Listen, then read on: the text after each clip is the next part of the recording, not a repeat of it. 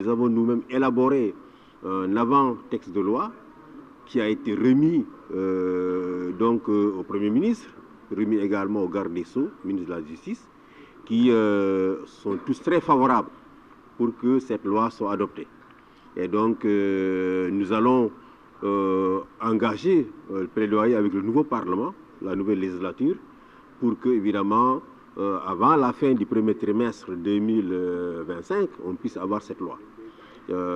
Protéger les défenseurs des droits humains, c'est d'abord protéger l'espace civique, faire en sorte que la liberté d'expression soit protégée, que la liberté d'association soit protégée, que la liberté d'opinion soit protégée. Le défenseur des droits humains, vous savez, par essence, il fait la dénonciation.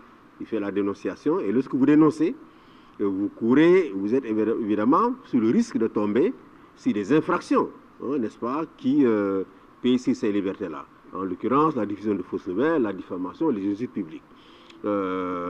C'est pour ces infractions, ce que nous demandons, c'est qu'il faut les dépénaliser. Il faut que l'État du Sénégal aille vers la dépénalisation et qu'aujourd'hui, lorsque quelqu'un commet ces infractions-là, qu'il puisse être poursuivi au civil et qu'il puisse payer des dommages et intérêts.